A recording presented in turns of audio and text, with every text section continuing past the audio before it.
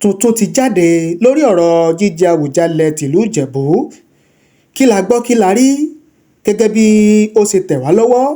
Wọ́n ní àwọn ọmọ Ìjẹ̀bú Òde tọ́rọ̀ kàn lórí Jíjẹ Awujale tìlú Ìjẹ̀bú ti kọ̀wé ìwé alágbára ìwé ẹ̀sùn ńlá wọ́n ti kọ ránṣẹ́ sí ààrẹ Bọ́lá Ahmed Tinubu ààrẹ orílẹ̀-èdè Nàìjíríà.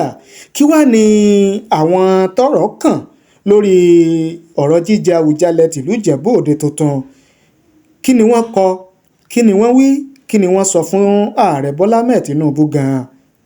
Níbo ni ọ̀rọ̀ dé dúró lórí ìgbésẹ̀ àti ìlànà jíjẹ ọba Awujale tìlú Ìjẹ̀bú? Àwọn nǹkan yìí náà ni a fẹ́ mú wá fún yín tí a sì fẹ́ kẹ́ ẹ farabalẹ̀ kẹ́ ẹ jẹ́ ká jọ gbọ́ bí a ṣe máa tó lẹ́sẹẹsẹ. Bákan náà a mẹ́nu bà ọ̀rọ̀ kábíyèsí Aláàfin tìlú Ọ̀yọ́ àti ọba tuntun ọba Alágọ̀ ti ìlú Àgọ́jà ní ìlú Ọ̀yọ́. Kí ni tuntun tó jáde? Kí ni tuntun tí ó tẹ̀ wá lọ́wọ́? A mú wá fún yín tí a sì nà ń bẹ́ẹ̀ gẹ́gẹ́ bí ó sì tẹ̀ wá lọ́wọ́. Ṣùgbọ́n tí gbogbo ẹ̀ lọ, ẹ jẹ́ ká dókè lọ́hùn-ún ká wò ó ká gbọ́ ohun tí wọ́n ní fún wa. Tí a bá wá padà dé ká wá tú kíní ọ̀hún kí a tú palẹ̀ ká mọ̀ mú wá fún yín kó lè bá àyè gbogbo wa. Ẹ má tíì lọ o, a sì wà lórí ètò à ń padà bọ̀. Èmi Dr. Abiodun George abẹ́sìtì ọmọ rẹ ní ó dà bẹ́ẹ̀ ẹ jẹ́ ká jọ máa gbọ́. Ẹ jẹ́ kí a kọ́kọ́ máa kí gbogbo ẹ̀yin lólùfẹ́ wa káàkiri àgbáláyé tí ẹ̀ ń wò wá tí ẹ sì ń gbọ́ wa lórí ìkànnì wa, ìkànnì yín Otasansan TV, lórí Facebook, lórí YouTube, lórí Instagram, lórí TikTok. Gbogbo yín la kí o. Ẹ ṣé, ẹ kú àdúrótì, ẹ sì kú ìfẹ́ wa. Àwọn àgbàlagbà wọ́n ní ikọ́ kìí kọ́bálá, ìtàkùn kìí kéjò lẹ́sẹ̀. Wọ́n ní àyùn lọ àyùn bọ̀ ní ọwọ́ yẹnu. Wọ́n tún tẹ̀síwájú, wọ́n ní fínládẹ́ tó kó ìmọ̀bọ̀, ebi kìí sì pé ìkànnà ọwọ́ dalẹ̀. Àwa àti yín àmọ́ lọ rẹ o, àmọ́ bọ̀ rẹ o. Àwọn ajógún wọn ò ní lágbára lórí ayé wa. Àmọ́ rí jẹ, àmọ́ rí mu, àmọ́ rí ná, àmọ́ rí lò. Iná ò ní tán wọ́ wa o, lágbára dẹ́dà láṣẹ Èdùmàrè. A kí yín ní gbogbo ibi tí ẹ bá ti ń wò wá lórílẹ̀‐èdè Nàìjíríà àti káàkiri àgbáláyé. Gẹ́gẹ́ bí ó ṣe tẹ̀ wá lọ́wọ́, wọ́n ní àwọn ọmọ ọba tí wọ́n wá láti ìdílé tí Jíjẹ ọba Awujale tìlú Ìjẹ̀bú tí ó sún kàn, ìyẹn láti inú ẹbí Fúsẹ̀ngbùà ní ìlú Ìjẹ̀bú. Òun náà ni wọ́n ti jáde o tí wọ́n sì kọminú lórí bí ètò jíjẹ ọba Awujale tìlú Ìjẹ̀bú Òde bó ṣe ń fà nílẹ̀ tí ó sì ń dàbí ẹni wípé wọ́n ń fi àsìkò ṣòfò, torí pé kò yẹ kí ìgbésẹ̀ àti ìlànà jíjẹ ọba Awujale tìlú Ìjẹ̀bú kò yẹ kí ó máa lọ bó ṣe ń lọ yìí. Kódà kì í ṣe nǹkan tó ó yẹ kó pẹ́ rárá, látàrí wípé à ń wò lọ́wọ́lọ́wọ́ yìí pé ayẹyẹ ọlọ́dọọdún eléyìí tí wọ́n máa ń ṣe tí wọ́n pè ní ojúde ọba wípé kò lè pẹ́ dé mọ́, tó sì jẹ́ wípé yóò burú tí kò bá sí Awujale tìlú Ìjẹ̀bú Òde níbi irú ayẹyẹ ètò bẹ́ẹ̀, torí pé ó jẹ́ nǹkan tó ṣe pàtàkì tó sì ṣe kókó kí ọba Awujale tìlú Ìjẹ̀bú kó wà níkàlẹ̀ ní àsìkò tí ètò náà tí ó bá ń wáyé. Ẹni tí í ṣe olórí ẹbí Kèrègbètù láti inú ẹbí Fúsẹ̀ngbùà ruling house, ìyẹn Adégbóyèga Olówu àti ọ̀pọ̀lọpọ̀ àwọn ọmọọbakùnrin àti àwọn ọmọọbabìnrin ó ní wọ́n kọ ìwé tí ó gùn gbọ̀nàgbọ̀nà tí ó kódà ó fẹ́ gùn tọrùn, tí wọ́n kọ sí ààrẹ orílẹ̀-èdè Nàìjíríà ààrẹ Bọ́lá Ahmed Tinubu, tí wọ́n sì pe ààrẹ Bọ́lá Ahmed Tinubu pé kánjọ́ o, káàrẹ ọmọ dákun, káàrẹ ọjọ́, káàrẹ ó kí wọ́n bá wọn dá sí ọ̀rọ̀ jíjẹ ọba Awujale tìlú Ìjẹ̀bú, torí pé ó ń kọ àwọn lóminú o bí ìjọba ìpínlẹ̀ Ògùn lábẹ́ gómìnà ọmọọba Dàpọ̀ Abiodun bí ó ṣe pàṣẹ tó sì gbẹ́sẹ̀ lé ìgbésẹ̀ àti ìlànà jíjẹ ọba Awùjalẹ̀ tìlú Ìjẹ̀bú wípé kí gbogbo nǹkan kọ́kàn tiẹ̀ kọ́kọ́ dúró ná, pé kí wọ́n dáwọ́ dúró káwọn afọbajẹ àti àwọn ẹbí láti ìdílé Fùsẹ̀ǹgbà kí wọ́n dáwọ́ dúró kí wọ́n kàn tiẹ̀ má gbé ìgbésẹ̀ kankan mọ́ lórí jíjẹ ọba Awùjalẹ̀ tìlú Ìjẹ̀bú Òde, wípé kíní ọ̀hún dẹ̀ ti ń pẹ́, kódà ó ti ń fà á ńlẹ̀ tó sì jẹ́ pé ó sì fẹ́ máa di nǹkan míì ní ojú àwọn ọmọ ìlú Ìjẹ̀bú Òde àti gbogbo Ìjẹ̀bú gan lápapọ̀, torí pé kíní ọ̀hún kì í sábà rí bí ó ṣe ń rí yìí, kódà ó jẹ́ nǹkan tí ó ti ń jẹ́ ìtìjú fún ọ̀pọ̀lọpọ̀ àwọn ọmọ ìlú Ìjẹ̀bú. Ẹ wò ó, ìròyìn gbé ìròyìn kọ ó sì tẹ̀ wá lọ́wọ́, kódà ìwé ìròyìn Punch newspaper òun náà ni ó gbé tí ó sì tẹ̀ wá lọ́wọ́. Bóyá kákàntì ẹ̀ mú wá fún yín gẹ́gẹ́ bí ìwé ìròyìn ṣe gbé, gẹ́gẹ́ bí ìwé ìròyìn bí ó sì kọ jáde. The head of the Kirigbetu family of Ijebu Ode, Adegboyega Olowo, alongside Prince and Princess of the Fusengua ruling house, has petitioned President Bola Tinubu, calling for his swift intervention in the stalled selection process of a new Awujale of Ijebu land. In a statement made available to journalists on Monday and signed by Olowo, the family specifically urged the president to direct Governor Dapo Abiodun to lift the suspension placed on the selection process and allow the kingmakers to complete their assignment without further delay. Olowo said recent developments in Ijebu Ode following the suspension of the Awujale selection process had generated widespread concern, particularly over the delay in installing a new Awujale and paramount ruler of Ijebu land. The royal family noted that the Awujale stool is not only a symbol of cultural heritage in Ijebu land, but also a cornerstone of peace, political and economic stability in Ogun State, the southwest geopolitical zone, and Nigeria as a whole. The family stated, and I quote, "A concerned citizens of Nigeria, members of the ruling house to produce the next Awujale, and major stakeholders, we are writing to you regarding the current impasse and delays surrounding the selection process of the new Awujale of Ijebu land in Ogun State. There is no doubt, Your Excellency, that the recent suspension of this process by the administration of Governor Dapo Abiodun has created significant tension, uncertainty, and potential for instability in Ijebu Ode and the whole of Ijebu land.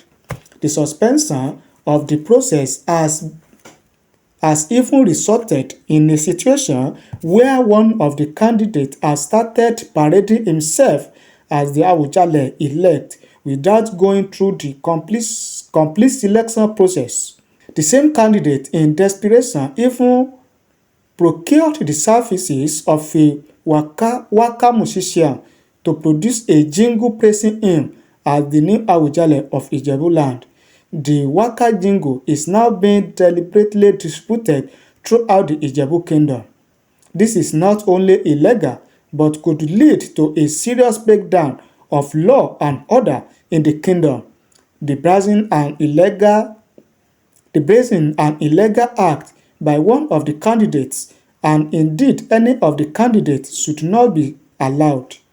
Olowo said this development necessitated a meeting of members of the Kirigbetu family and the Fusengua ruling house held on Sunday, February 22, 2026, and attended by over 500 stakeholders. He added, "It was at this meeting that it was agreed in our communique that we will make another special and urgent appeal to Your Excellency on the matter of the selection of a new Awujale of Ijebu land. This is about the third time we have sent written appeal and saved our sole messages to Your Excellency on this matter.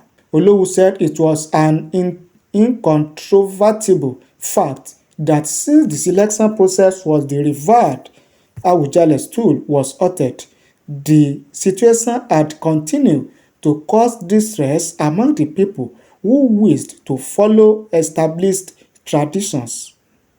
There are even now deep concerns and apprehension among our people regarding the forthcoming Ileya Muslim festival and the globally recognized Ojude Oba festival. Your Excellency, if a new Awujale of Ijebu land is not installed before this year's Ileya Muslim festival, there is a likelihood that this year's Ojude Oba festival may not hold. God forbid.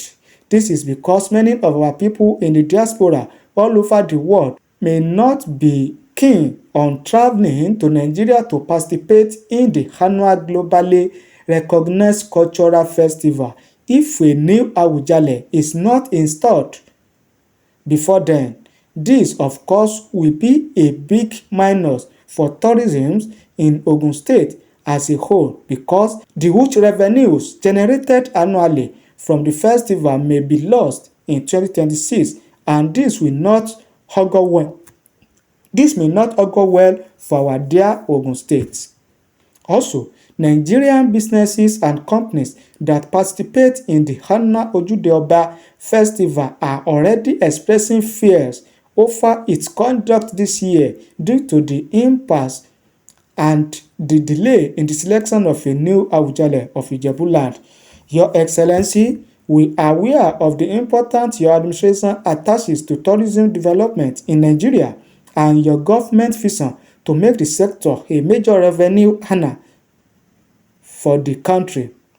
Your Excellency, therefore, as a renowned champion of justice and democratic principles, your urgent intervention in this matter has become imperative to ensure that traditional protocols and processes are respected. We therefore earnestly appeal to Your Excellency to use your good offices to help us prevail on Governor Dapo Abiodun to immediately lift the suspension on the Awujale selection process and allow the lawful, transparent and fair process of selection the new Awujale to proceed. We humbly request that Your Excellency help us urge Governor Abiodun to allow the kingmakers to resume their onerous duty of selecting a new Awujale of Ijebu land without further delay. We believe this action will prevent any protracted legal crisis, diffuse tension, restore peace and order throughout Ijebu land, and uphold the integrity of our traditional institutions, the family stated. Recall that the Ogun State government had, for the second time last month, halted the selection process for a new Awujale of Ijebu land. The government, in a statement signed by the Commissioner for Local Government and Chieftaincy Affairs, Ganiyu Amsa, said the process was suspended following a flood of petitions received from the security agencies and other stakeholders. Gẹ́gẹ́ bí ó ti tẹ̀ wá lọ́wọ́, ìyẹn ìwé ẹ̀hónú ẹ̀sùn eléyìí tí àwọn ọmọọba ní inú ẹbí Fúsẹ̀ngbùà tí ọpọ́n Jíjẹ Awujale tìlú Ìjẹ̀bú Òsì sún kàn tí wọ́n kọ ránṣẹ́ sí ààrẹ orílẹ̀-èdè Nàìjíríà, ààrẹ aṣíwájú Bọ́lá Ahmed Tinubu, láti bá wọn dá sí ọ̀rọ̀ jíjẹ ọba Awujale tìlú Ìjẹ̀bú lórí bí gómìnà Dàpọ̀ Abíọ́dún bí ó ṣe gbẹ́sẹ̀ lé ìgbésẹ̀ ìyàn Awujale fún ìlú Ìjẹ̀bú, pé kí ààrẹ jọ̀ọ́ kí wọ́n dákun kí wọ́n bá wọn wo ọ̀rọ̀ náà dáadáa, kán bá wọn fi ojú sùnùkùn wò, kán bá wọn fi ojú ìṣẹ̀ṣe, kán bá wọn fi ojú àṣà, kán bá wọn fi ojú ti ọrọ̀ ajé, kán bá wọn fi wo ọ̀rọ̀ náà, torí pé ọdún kan bẹ tí wọ́n máa ń ṣe lọ́dọọdún nílùú Ìjẹ̀bú Òde tí wọ́n pè ní Ojúde Ọba léyìí tí ó máa ń kó ọ̀pọ̀lọpọ̀ nǹkan sínú tó jẹ́ pé toníkálukú tonílé tàlejò ni wọ́n máa ń wá láti wá bá wọn ṣe ọdún ojúde ọba tó sì jẹ́ pé dandan òun náà ni kí Awùjalẹ̀ kí ó wà níbi irú ètò bẹ́ẹ̀. Ó wá ń wò wípé pẹ̀lú bí tọdún yìí ṣe fẹ́ rí yìí tí ojúde ọba tọdún yìí tó ti kù bí oṣù bí méjì mẹ́ta mẹ́rin báyìí tí wọn ò sì tí ì yan ọba Awùjalẹ̀ tìlú Ìjẹ̀bú, pé bó ni ó ṣe wá fẹ́ rí, pé ọ̀pọ̀lọpọ̀ àwọn ọlọ́rọ̀ ajé àwọn olókoòwò tí wọ́n máa ń wá láti wá ṣe káràkátà ọrọ̀ ajé wọn níbi ọdún náà ni wọ́n ti ń kọminú pé bóun tọdún yìí ṣe fẹ́ jẹ́ pé irú nǹkan báyìí kò sì dáa tó. Kódà ọ̀pọ̀lọpọ̀ àwọn owó tí ìjọba máa ń rí gbà wọlé tí ó jẹ́ pé wọ́n máa ń rí níbi ọdún yìí òun ni kò ní lè jẹ́ kó rí bẹ́ẹ̀ tí ọdún yẹn tí ó bá wáyé látàrí wípé tí wọn ò bá tètè yan ọba Awùjalẹ̀ tìlú Ìjẹ̀bú Òde tuntun. Àwọn ọmọ ọba náà wọ́n wá bẹ ààrẹ Bọ́lá Ahmed Tinubu pé kí wọ́n jọ̀ọ́ kí wọ́n bá wọn bẹ àbí pàṣẹ fún ọmọọba Dàpọ̀ Abiodun gómìnà ìpínlẹ̀ Ògùn pé kí wọ́n gbẹ́sẹ̀ kán gbẹ́sẹ̀ kúrò lórí àṣẹ tí wọ́n pa pé kí àwọn afọbajẹ kí wọ́n dáwọ́ dúró lórí ìlànà àti ìgbésẹ̀ yíyan ọba Awùjalẹ̀ tìlú Ìjẹ̀bú Òde, kí wọ́n sì fún àwọn afọbajẹ kí wọ́n fún wọn ní òmìnira, kí wọ́n fún wọn láàyè láti ṣe iṣẹ́ tí wọ́n gbélé wọn lọ́wọ́ gẹ́gẹ́ bí ó ṣe wà nínú àṣà àti ìwé òfin jíjẹ ọba Awùjalẹ̀ tìlú Ìjẹ̀bú àti àwọn nǹkan míì àtàwọn nǹkan míì tí wọ́n kọ sínú ìwé ẹ̀sùn yẹn. Kódà wọ́n mẹ́nubà wípé ọ̀kan nínú àwọn ọmọ ọba tí wọ́n fìfẹ́ hàn láti dé orí ìtẹ́ Awùjalẹ̀ tìlú Ìjẹ̀bú òun náà ni ó ti ń pe ara rẹ̀ ní tí ọ̀jẹ́ ló ti ń pe ara rẹ̀ pé káwọn èèyàn máa pe ní Awùjalẹ̀ tuntun. Kódà wọ́n ló ṣe fọ́nrán tí ó bẹ̀rẹ̀ sí tí ó pe olórin kan pé kó bóun ṣe fọ́nrán tó bẹ̀rẹ̀ sí pín tí wọ́n bẹ̀rẹ̀ sí kì í gẹ́gẹ́ bí Awùjalẹ̀ tìlú Ìjẹ̀bú tuntun. Irú eléyìí kò sì dáa tó torí pé nǹkan tí ó lòdì sófin ni kí ẹnìkan nínú àwọn ọmọ ọba kó máa pera rẹ̀ ní Awùjalẹ̀ tìlú Ìjẹ̀bú tó sì jẹ́ pé kò tíì sí ìgbésẹ̀ àti ìlànà tí ó fi irú ẹni bẹ́ẹ̀ jẹ ọba Awùjalẹ̀ tìlú Ìjẹ̀bú. Irú eléyìí ó kù díẹ̀ káàtó. Ní tó sì ń fà á náà ni wípé bí ìjọba ìpínlẹ̀ Ògùn bí wọ́n ṣe gbẹ́sẹ̀ lé ìlànà àti ìgbésẹ̀ jíjẹ ọba Awùjalẹ̀ tìlú Ìjẹ̀bú wípé tó wá jẹ́ pé wọ́n ti gbẹ́sẹ̀ kúrò lórí àṣẹ yẹn ni àwọn afọbajẹ wọ́n ti ṣe tí wọ́n ó ṣe, wọ́n ti ṣe ń tọ́tọ́, wọ́n ti ṣe ń tọ́yẹ, wọ́n sì ti kéde ẹni tí ó bọ̀ sórí àpèrè ọba Awùjalẹ̀ tìlú Ìjẹ̀bú. Oríṣiríṣi àwọn èèyàn tí wọ́n ń fi èrò àti ìwòye tí wọ́n sọwọ́ wípé kí ló dé gan, kí ló lè ṣẹlẹ̀, kí gan ló wà ń bẹ̀, kí ni tó wà lábẹ́nú tó fi wá jẹ́ pé ìjọba ìpínlẹ̀ Ògùn tí wọ́n wá gbẹ́sẹ̀ lé ìlànà àti jíjẹ ọba Awùjalẹ̀ tìlú Ìjẹ̀bú. Tó tẹ̀ wá lọ́wọ́ ni wípé ṣáájú ńgbà tí ìjọba ìpínlẹ̀ Ògùn tí wọ́n gbẹ́sẹ̀ lé ìlànà yẹn tí wọ́n dá àwọn afọbajẹ lọ́wọ́ kọ́ pé kí wọ́n dáwọ́ dúró kí wọ́n sì má ṣe ìgbésẹ̀ kankan mọ́ lórí jíjọba Awùjalẹ̀ tìlú Ìjẹ̀bú. Tí agbọ́ngbà náà ni wípé kọmíṣánná tí ó ń rí sí ọ̀rọ̀ oyè jíjẹ ọ̀rọ̀ ìjọba ìbílẹ̀ nípínlẹ̀ Ògùn Honorable Hamsat tọ́sọ́ngbà náà ni wípé oríṣiríṣi àwọn ẹ̀sùn òun náà ni ìjọba ìpínlẹ̀ Ògùn ti rí gbà láti ọ̀dọ̀ àwọn ọmọ ọba àti ọ̀dọ̀ àwọn aráàlú nílùú Ìjẹ̀bú Òde lórí àwọn tí wọ́n fìfẹ́ hàn láti jẹ ọba Awùjalẹ̀ tìlú Ìjẹ̀bú Òde àti àwọn afọbajẹ gan àti ìdílé tí ọpọ́n kìíní ọ̀hún sún kàn ìdílé Fúsẹ̀ǹgbà. Ìdí rèé tí ìjọba ìpínlẹ̀ Ògùn tí wọ́n fi pàṣẹ pé kí gbogbo àwọn afọbajẹ àti àwọn ẹbí Fúsẹ̀ǹgbà kan dáwọ́ dúró lórí ìgbésẹ̀ yẹn kí àwọn kọ́kọ́ yanjú àwọn ẹ̀sùn tó wà ńlẹ̀ náà kọ́ bá àwọn dàbí ìgbà wípé tán bá padà kéde ẹni tí ó bọ̀ sórí ìtẹ́ Awùjalẹ̀ tìlú Ìjẹ̀bú kó má di wípé wọ́n máa gbéra wọn lọ sílé ẹjọ́ tí ó wàá jẹ́ wípé kinní ọ̀hún yóò tún wá rí rédèrèdè dáadáa tí àwọn yóò tún wá máa fẹnu àtẹ́lù. Ìdí rèé tí ìjọba tó fi gbẹ́sẹ̀ lé ìlànà yẹn tó fi dá àwọn afọbajẹ lọ́wọ́ kọ́ pé kí wọ́n dáwọ́ dúró nígbà náà. Eléyìí náà ni a gbọ́ la ní ká mú wá fún yín gẹ́gẹ́ bí ìṣe wa gẹ́gẹ́ bí ẹ sì mọ̀ wípé n tó bá ń lọ n tó bá ń ṣẹlẹ̀ òun náà ni a máa mú wá fún yín lórí ìkànnì yìí láti jẹ́ pé kí ẹ̀yin tẹ́ ń wò wá tẹ́ ń gbọ́ wá kẹ́ ẹ lè mọ̀ bó ṣe ń lọ àti bí ó ṣe ń ṣẹlẹ̀. Ẹ sì mọ̀ wípé eléyìí tó bá jẹ́ òdodo èyí tá a bá rí èyí tá a bá gbọ́ tí ó bá fìdí múlẹ̀ tẹ́rìí wà fún òun náà nìkan tí a máa mú wá fún yín lórí ìkànnì wa. A kì í mọ̀mú lómú, a kì í sọ ohun tí a bá rí ẹ̀rí fún tí a lè fi gbé lẹ́sẹ̀. Authentic news òun náà ni a máa mú wá fún yín lórí ìkànnì yìí. Ẹ ṣé bẹ́ẹ̀ ṣe ń wò wá, ẹ ṣé bẹ́ẹ̀ ṣe ń gbọ́ wá. Ẹ̀yin gẹ́gẹ́ bí ẹnìkan jẹ́ ká mọ èrò àti ìwòye ti yín lórí eléyìí tí a mú wá yìí, lórí bí àwọn ọmọ ọba kan bí wọ́n ṣe kọ ìwé ẹ̀sùn alágbára bí wọ́n ṣe kọ sí ààrẹ Bọ́lá Ahmed Tinubu láti bá wọn dá sí ọ̀rọ̀ jíjẹ ọba Awùjalè tìlú Ìjẹ̀bú. Ẹ ṣé bẹ́ẹ̀ ṣe ń wò wá, ẹ ṣé bẹ́ẹ̀ ṣe ń gbọ́ wá. Ẹ bá ní fi ọ̀rọ̀ àti ìwòye ti yín ẹ fi ṣọwọ́ sí wa láàyè comment nísàlẹ̀ fídíò yìí. A kà ó, a sì ṣe àgbéyẹ̀wò rẹ̀. Thank you. God bless you.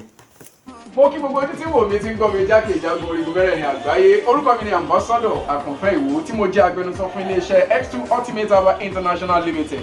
Níléeṣẹ́ wa bí láti màmọ̀ dájú nǹkan kan tí eléyìnbó ń pè ní health is wealth, ìlera lọ́rọ̀. Kì í ṣàfẹnujẹ́ nìkan tá a bá ń gbọ́ ọ̀nì sétí, torí gbogbo àwọn èèyàn ni wọ́n ń kojú àìsàn tí a pè ní ìfúnpá gíga. Ìdí nìyí tí iléeṣẹ́ X2 Ultimate Herbal fi ṣètò oògùn ìfúnpá gíga fún ní powder àti ní olómi. Kò tán síbẹ̀, oògùn ìtọ̀ ṣúgà ó wà ní iléeṣẹ́ X2 Ultimate Herbal International Limited ní powder àti ní olómi. Òun náà lẹ̀ ń wò yìí. Oògùn ọ̀pẹ́ ẹ̀yìn wà tí a ti ṣe lọ́jọ̀ fún ẹni tó bá ń kojú ọ̀pẹ́ ẹ̀yìn torí gẹ́gẹ́ bí ìṣòro. Iléeṣẹ́ wa níbí ní oògùn ẹ̀ tó lè bá wọn tán rẹ̀ lójú ọgbọ́n.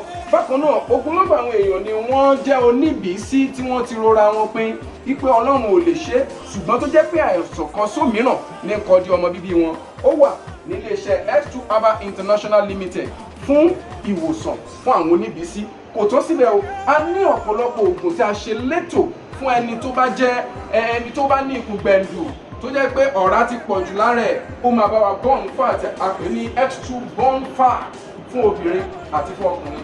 Bákan náà, ní iléeṣẹ́ X2 Ultimate Herbal International Limited, a ní egbòogi èyí tá a ṣe ní powder fún ẹni tó bá ń kojú àìsàn stroke. Ó wà ní iléeṣẹ́ X2 Ultimate. Tẹ́ ẹ bá lé èèyàn tó ní lẹ́gbẹ̀ẹ́, ẹ dán wò.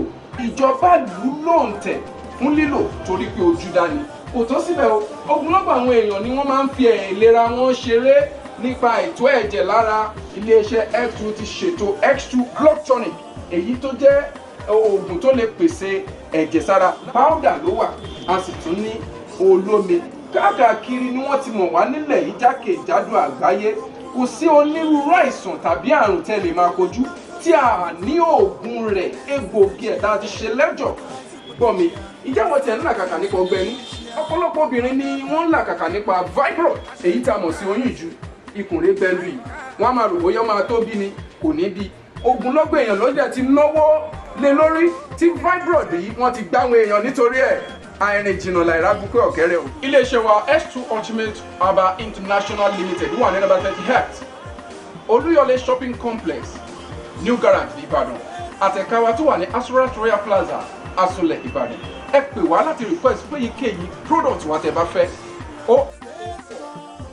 079 0153 tàbí 0806 4000 204. Diaspora number wa +353 89 49 82 845. X2 Ultimate Herbal International Limited. Health is wealth. With care, God is.